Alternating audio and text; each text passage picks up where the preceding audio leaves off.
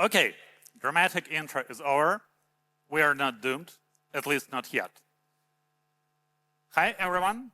I'm Pavlo. Thank you for being here, especially if you choose this instead of lunch. This talk is about how to enjoy these tools without quietly outsourcing the part of the job that makes us valuable. I have spent more than 12 years building B2B, B2C products, mobile, backend, cross-platform. I led teams, I shipped things that had to survive real users, and I love using AI. And sometimes I deeply regret using it. So this is not an anti-AI talk, this is a pro-brain talk. One quote that really stayed with me is this: the real cycle you're working on is a cycle called yourself. We think as a developer that we work in code bases, but we really work on taste, on judgment, and on clear thinking under pressure. AI changes the environment around the cycle, so we must be intentional how we are working with it. Quick show of hands. Who here have asked AI to fix something and then immediately regretted it after? Okay, so we are among friends. Don't worry, this is a safe space. Nobody is going to demand your ChatGPT history. But that regret is useful. It is a signal. It says your process needs one more guardrail. Here's my mental model. AI is like an overconfident junior developer with imposter syndrome. It really wants to please you. It is afraid of disappointing you. And if it doesn't know the answer, it will confidently invent one. That is cute in a junior developer and terrifying in production code bases. Sometimes it gives a perfect answer in a way that makes absolutely no sense. That is not intelligence. That is an infinite improbability drive energy. It feels like magic. And that is why it's dangerous. Because the most expensive bugs are the ones that look confident. AI-assisted coding can sometimes feel like a slot machine. You press a button, you get the code, and your brain thinks, oh, I'm so productive. But you did not really think, don't you? You consumed. And if you live in this loop for months, skills do not collapse. They quietly rust. To be fair, the last couple of years, they were not only technical, they were emotional. We all saw headlines and hot takes that sounded like the end of profession. So I want to recreate that mood quickly. This is a classic post. Software engineering is done. We're all doomed. All right. Then you see real stories. The job loss, hundreds of applications, real fear. That anxiety is real in every of us. And then the big number predictions. In 3 to 6 months, AI will write 90% of the code. In 12, it will be all code written by AI. So we have like 3 months left. But here's the weird part. The same companies saying that AI will write everything are still hiring many humans. So if AI is about to write all the code, why do they still need so many engineers? Let's look at what they're asking for. When you zoom in on senior roles, it's not write more lines. It's system design. It's trade-offs, it's scaling, it's cross-team collaboration, it's reliability. And notice this, almost nothing says has the biggest prompt library on Earth or the fastest typer. Even AI-native companies still need humans for judgment-heavy work. AI compresses the value of typing, but it does not compress the value of deciding. Actually, what we are seeing is not a new story. It is the same old story. It is just a new level of abstraction. We started with punch cards, then we got text editors, then we got IDEs, then we got autocomplete. Now we have AI autocomplete, and we are moving towards agentic coding. They all can write large chunks of code, but notice the pattern. Each step removed friction from typing. It did not remove responsibility.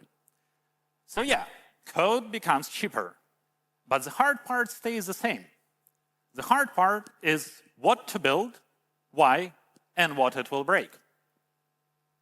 And zooming out, we saw huge investment, but measurable economic impact is still catching up. Translation, we are still early. The tools are powerful, and we are learning responsibility. The capability is real, but the certainty isn't. So here's my thesis in one sentence. AI will not replace developers. AI will replace developers who stop thinking. The real risk is not that the model is too smart, it's that we become passive. That is not a tech problem, that is a habit problem. In Hitchhiker's Guide, there is a supercomputer called DeepSeek. It calculates the ultimate answer to life and universe and everything. We all know the answer is 42, but there is a problem. No one knows what the question was. So to define the question, it designs another supercomputer, a planet Earth. Today, AI is deep thought. It gives answer fast. And we are Earth. We define the question. We define what good means. A good engineer is not the fastest typist. A good engineer do 4 things well. First, understands the problem.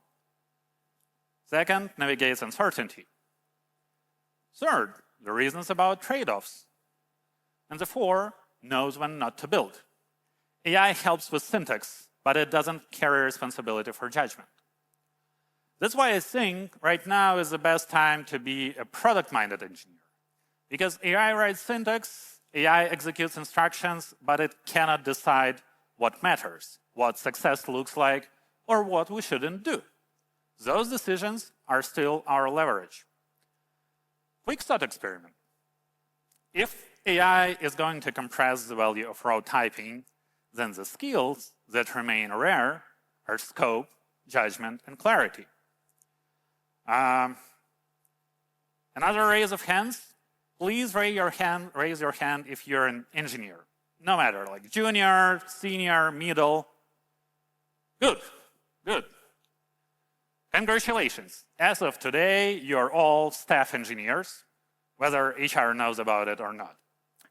Because staff is not only a title, it is a behavior. It's owning the question and not only the answer.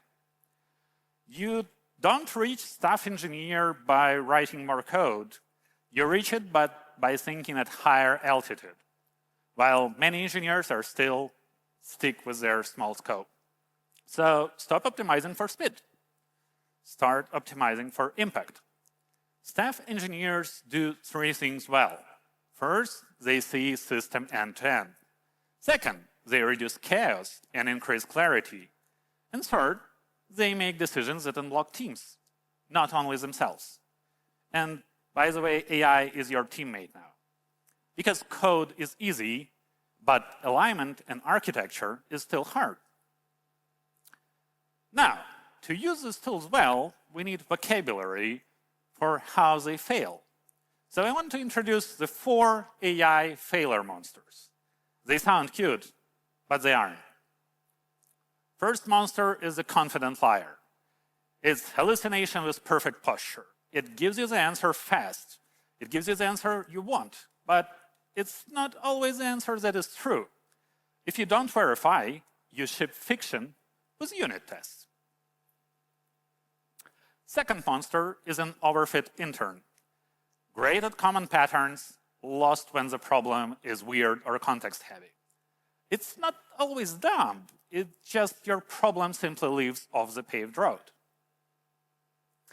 The third monster is the productivity mirage. It feels like you're moving fast, but you're actually skipping the reps that build the skill. You become a great consumer of solutions and a weaker creator of them. Fourth monster is the silent security leak. Capability, plus access without guardrails. You give an assistant a repo access, it reads your .env file, it's great for debugging, it's terrible for your project. So what is the antidote?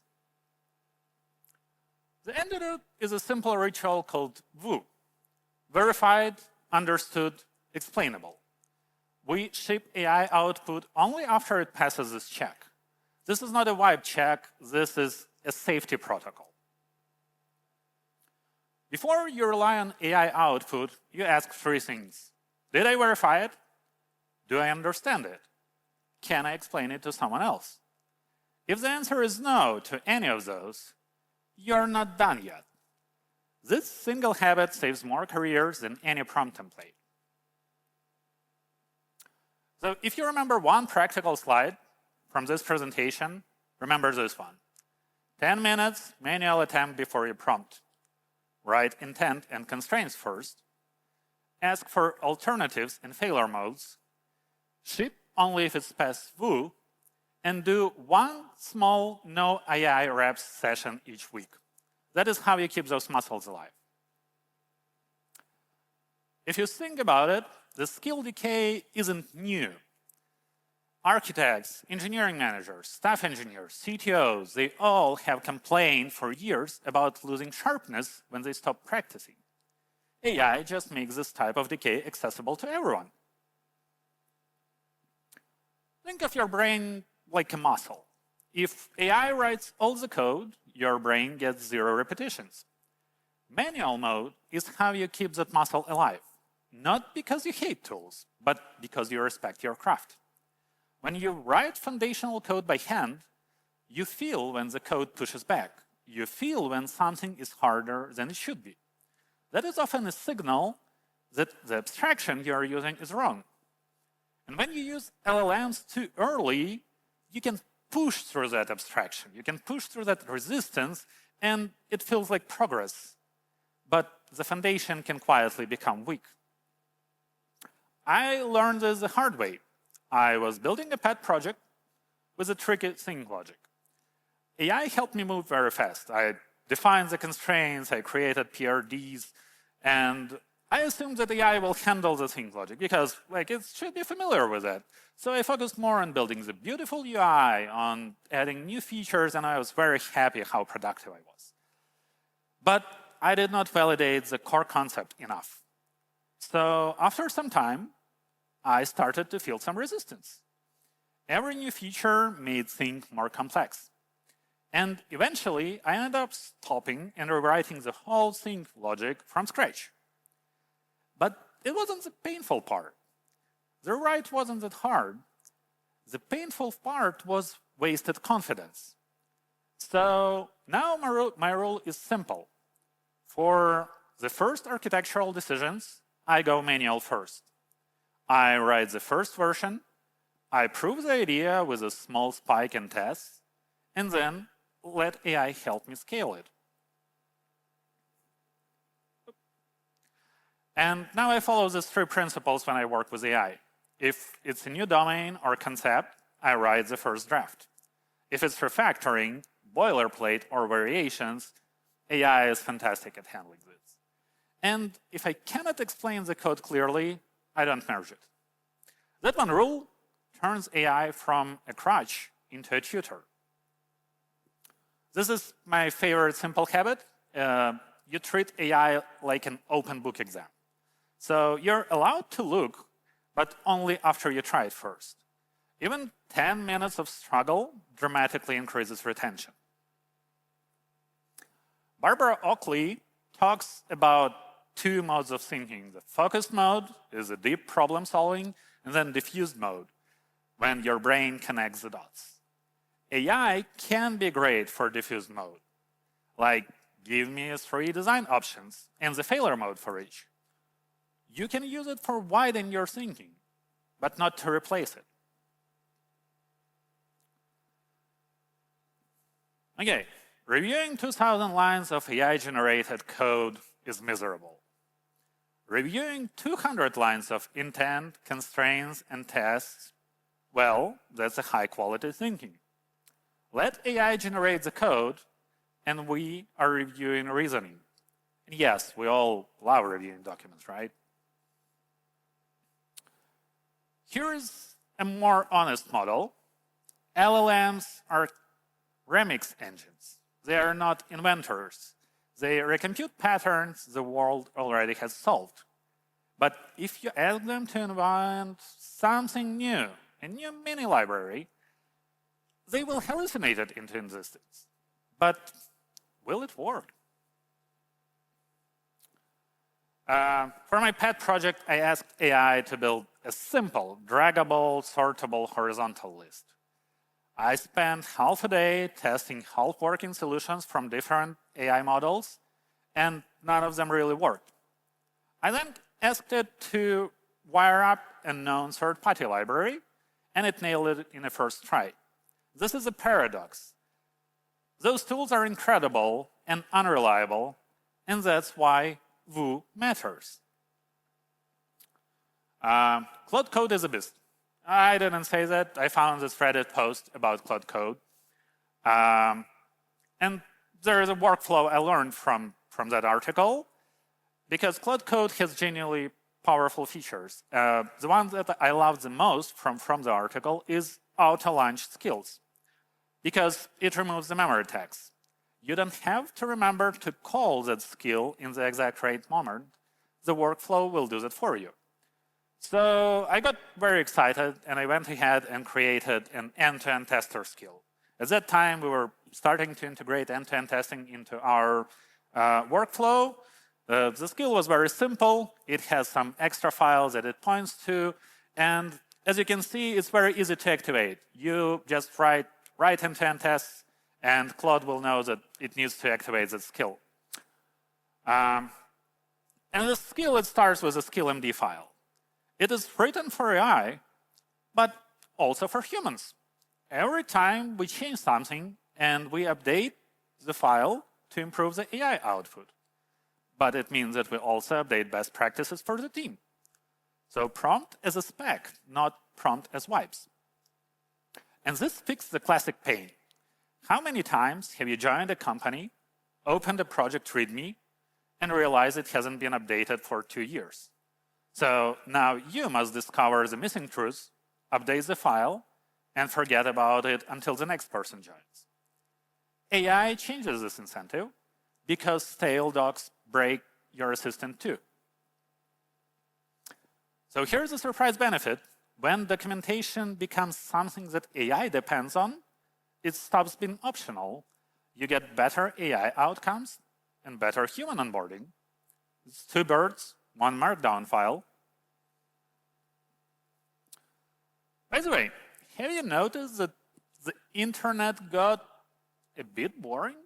Like, it's kind of the same. It's white, it's polished, it's optimized, it's data-driven, it's professional, it's efficient, but it's not always playful. Remember when the internet looked like this? I know, it's tools, it's zero taste, it's maximum joy, it's chaotic, and sometimes awful. And honestly, it's kind of wonderful. That messiness was an experimentation gym. And that is why that matters. AI should make experimentation cheaper and faster, so we have less excuse not to build weird prototypes, to test ideas, to explore. If the internet is boring now, we cannot blame the tools anymore. It's on us. So the pattern to remember is simple. Augment, do not replace. Let AI generate options, and you choose what fits your users and your systems. Let AI draft the code, but you still own the decision. The future does not belong to the fastest typers. It does not belong to the biggest prompt libraries. It belongs to people who never outsourced curiosity. That is how you stay valuable, no matter what the tools do next. So, don't panic, do not outsource the thinking, and use AI to become an engineer who reduces chaos, increases clarity, and creates leverage for the whole team, including your AI agents. Thank you so much for spending this time with me. If you want the checklist, the frameworks, and the links, grab the QR code. I'll be around after, and I'd love to hear your best and worst AI stories. Thank you.